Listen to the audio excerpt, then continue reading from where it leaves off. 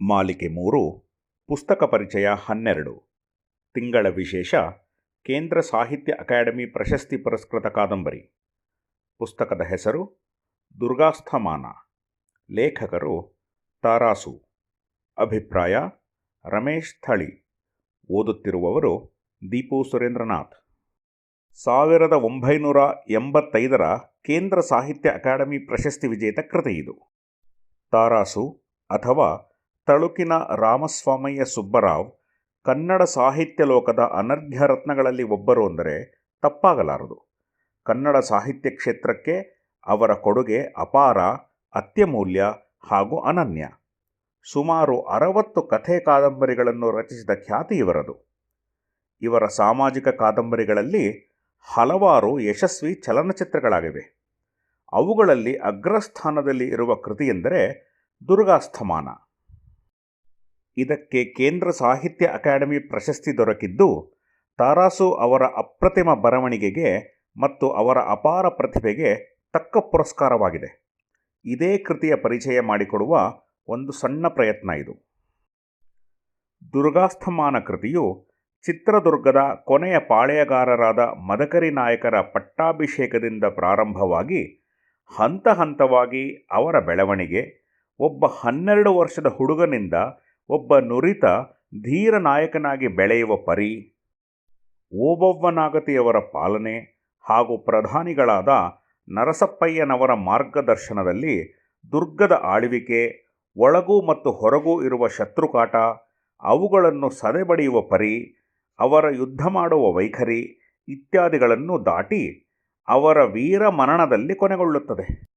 ಈ ಕೃತಿಯನ್ನು ಪಟ್ಟಾಭಿಷೇಕದ ಪಂಜರ, ಗರಿಬಿಚ್ಚಿದ ಗರುಡ, ಸಿಡಿಲು ಮಿಂಚುಗಳೊಡನೆ ಸರಸ, ಸಂಚಿನ ಸುಳಿಯಲ್ಲಿ, ಸಮರಾಗಮನ ಮತ್ತು ರಕ್ತರಂಜಿತ ರವಿ ಎಂಬ ಭಾಗಗಳನ್ನಾಗಿ ವಿಂಗಡಿಸಲಾಗಿದೆ. ಪಟ್ಟಾಭಿಷೇಕದ ಪಂಜರ ಇದು ಮೊದಲನೆಯ ಭಾಗವಾಗಿದ್ದು, ಇದರಲ್ಲಿ ಕಸ್ತೂರಿ ರಂಗಪ್ಪ ನಾಯಕರ ಅಕಾಲಿಕ ಮರಣದಿಂದ ದುರ್ಗದ ಅರಮನೆಯಲ್ಲಿ ಉಂಟಾಗುವ ಶೋಕ, ಮಕ್ಕಳಿಲ್ಲದೆ ಅಸುನೀಗಿದ ನಾಯಕರ ಸಿಂಹಾಸನಕ್ಕೆ ತಕ್ಕ ಉತ್ತರಾಧಿಕಾರಿಯನ್ನು ಹುಡುಕುವ ಗೊಂದಲ, ಹಿರಿಯರಾದ ಓಬವ್ವನಾಗತಿ ಮತ್ತು ಪ್ರಧಾನಿಗಳಾದ ನರಸಪ್ಪಯ್ಯನವರ ಮನದಲ್ಲಿರುವ ದುಗುಡ, ದಳವಾಯಿಗಳಾದ ಭರಮಣ್ಣ ನಾಯಕ, ಕಾಶಣ್ಣ ನಾಯಕ, ಕಾಟನಾಯಕ ಮುಂತಾದವರು ದಳವಾಯಿ ಮುದ್ದಣ್ಣನಿಂದ ತಮ್ಮ ಪಟ್ಟಕ್ಕೆ ಬಂದಿದ್ದ ಕಳಂಕವನ್ನು ತೊಳೆಯುವ ಅವಕಾಶಕ್ಕಾಗೇ ಕಾಯುತ್ತಿರುವ ಪರಿ, ಇವೆಲ್ಲವನ್ನು ಬಹಳ ಚೆನ್ನಾಗಿ ವರ್ಣಿಸಿದ್ದಾರೆ.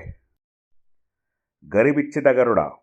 ರಾಯದುರ್ಗದ ಜನ ಗಡಿಭಾಗದಲ್ಲಿ ಮೇಯುತ್ತಿದ್ದ ದನಗಳನ್ನು ಕಳ್ಳತನ ಮಾಡುವ ಮೂಲಕ ಚಿತ್ರದುರ್ಗದ ಮೇಲೆ ಯುದ್ಧ ಸಾರುವ ಹುನ್ನಾರದಿಂದ ಮೊದಲಾಗುವ ಈ ಭಾಗವು ರಣರಂಗದಲ್ಲಿ ಓಬವ್ವನಾಗತಿಯ ವೀರಾವೇಶದ ಕಾದಾಟವನ್ನು ಮತ್ತು ಚಿತ್ರದುರ್ಗದ ಸೇನೆಯ ಜೊತೆಗೂಡಿದ ಬೇರೆ ಬೇರೆ ಬಗೆಯ ಯೋಧರು, ಗರಡಿಗಳ ಹುಡುಗರು, ದೇಶಾಬಾಗ್ ಪಡೆಯ ಹೆಣ್ಣು ಯೋಧರು, ಊರಿನ ಜನ ಇತ್ಯಾದಿ ಒಟ್ಟಿಗೆ ಸೇರಿಕೊಂಡು ಶತ್ರು ಸೈನ್ಯವನ್ನು ಸದೆಬಡೆಯುವುದನ್ನು ಕಣ್ಣಿಗೆ ಕಟ್ಟುವಂತೆ ವಿವರಿಸಿದ್ದಾರೆ. ಅದರ ಮಧ್ಯೆ ಪ್ರಧಾನಿ ನರಸಪ್ಪಯ್ಯನವರ ಚಾಣಾಕ್ಷತೆ ಮತ್ತು ಯುದ್ಧತಂತ್ರದ ವರ್ಣನೆ ಅವರ ದೂರದೃಷ್ಟಿ ಹಾಗೂ ಬುದ್ಧಿಮತೆಯ ಒಂದು ನಿದರ್ಶನ. ಸಿಡಿಲು ಮಿಂಚುಗಳೊಡನೆ ಸರಸ. ಈ ಭಾಗದಲ್ಲಿ ಮದಕರಿ ನಾಯಕರ ಮತ್ತು ಹೈದರಾಲಿ ಯುದ್ಧದ ಒಪ್ಪಂದಗಳು, ಅವರಿಬ್ಬರ ಸೇನೆ ನಗರ, ಸವಣೂರು, ಧಾರವಾಡ, ರಾಣಿಬೆನ್ನೂರು, ಬಂಕಾಪುರ ಮುಂತಾದ ಪಾಳೆಯಗಾರರ ಕೋಟೆಗಳನ್ನು ಗೆದ್ದು ಮತ್ತು ಅವರ ಬೊಕ್ಕಸಗಳನ್ನು ಲೂಟಿ ಮಾಡಿ ತಮ್ಮ ಭಂಡಾರಗಳನ್ನು ತುಂಬಿಕೊಳ್ಳುವ ಬಗ್ಗೆ ವಿಸ್ತಾರವಾಗಿ ವಿವರಣೆ ಇದೆ. ಈ ಹಲವು ಯುದ್ಧಗಳಲ್ಲಿ ಹೈದರಾಲಿಯ ಕುಟಿಲ ನರಿಬುದ್ಧಿ, ಅವನ ಸೈನ್ಯದ ಪೈಶಾಚಿಕ ವರ್ತನೆ ಇವೆಲ್ಲವನ್ನೂ ನೋಡಿ ಮದಕರಿ ನಾಯಕರಿಗೆ ಅವನ ಮೇಲೆ ಹೇಸಿಗೆಯುಂಟಾಗಿ ಹಾಗೇ ಅದು ಅವರನ್ನು ಅತ್ಯಂತ ಜಾಗರೂಕರಾಗುವಂತೆ ಮಾಡುತ್ತದೆ.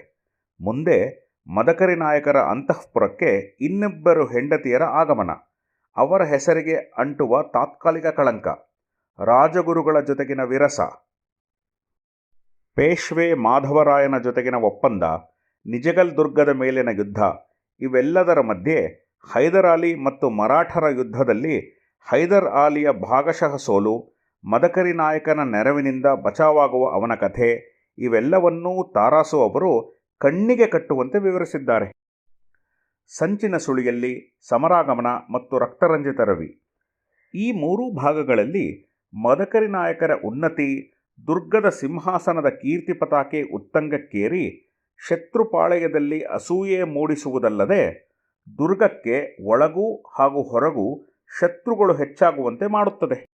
ಕ್ರಮೇಣ ಒಳಗಿನ ಶತ್ರುಗಳು ವಿಶ್ವಾಸದ್ರೋಹ ಬಗೆದು ಬೇಹುಗಾರರು ದುರ್ಗಮವನ್ನು ಒಳಗಿನಿಂದ ಶಿಥಿಲಗೊಳಿಸುತ್ತಾ ಬಂದು ಹೈದರ್ ಆಲಿಯ ಬೇಹುಗಾರರು ಕೋಟೆ ಒಳಗೆ ನುಸುಳಿ ತಮ್ಮ ಕುತಂತ್ರದ ವಿಷವ್ಯೂಹವನ್ನು ಬಲವಾಗಿ ಬೆಳೆಸುತ್ತಾರೆ. ಮುಂದೆ ಒನಕೆ ಓಬವ್ವನ ಅತ್ಯಂತ ಧೀರ ಕಾಳಗದಿಂದ ಹೈದರಾಲಿಯ ತಂತ್ರ ಮತ್ತೆ ವಿಫಲವಾಗುತ್ತದೆ. ಕೊನೆಗೆ ಮದಕರಿ ನಾಯಕರ ಕೊನೆಯ ಯುದ್ಧ ಪ್ರಾರಂಭವಾಗಿ ಅವರ ವೀರ ಮರಣದೊಂದಿಗೆ ದುರ್ಗಕ್ಕೆ ಶಾಶ್ವತವಾದ ಕತ್ತಲಾಗುವ ರೀತಿಯಲ್ಲಿ ಈ ಉತ್ಕೃಷ್ಟವಾದ ಕೃತಿಯು ಮುಕ್ತಾಯವಾಗುತ್ತದೆ. ಕನ್ನಡ ಸಾಹಿತ್ಯ ಲೋಕದ ಅತ್ಯುನ್ನತ ಕೃತಿಗಳಲ್ಲಿ ಒಂದಾದ ದುರ್ಗಾಸ್ತಮಾನವು ಓದುಗರನ್ನು ಒಂದು ಅದ್ಭುತವಾದ ಕಲ್ಪನಾ ಲೋಕಕ್ಕೆ ಕೆರೆದೊಯ್ದು ದುರ್ಗದ ವೈಭವ, ಮದಕರಿ ನಾಯಕರ ಭವ್ಯ ವ್ಯಕ್ತಿತ್ವ ಇತ್ಯಾದಿಗಳನ್ನು ಕಣ್ಣಿಗೆ ಕಟ್ಟುವಂತೆ ವರ್ಣಿಸಿ ಒಂದು ಅನೂಹ್ಯವಾದ ಅನುಭವವನ್ನು ನೀಡುವುದರಲ್ಲಿ ಸಂಶಯವಿಲ್ಲ. ಒಮ್ಮೆ ಕೈಗೆತ್ತಿಕೊಂಡರೆ ಮತ್ತೆ ಕೆಳಗಿಡಲಾಗದೆ ಓದಿ ಮುಗಿಸುವಂತಹ ಅಮೋಘ ಗ್ರಂಥ. ನೀವು ಓದಿ ಆನಂದಿಸಿ. ಧನ್ಯವಾದಗಳು.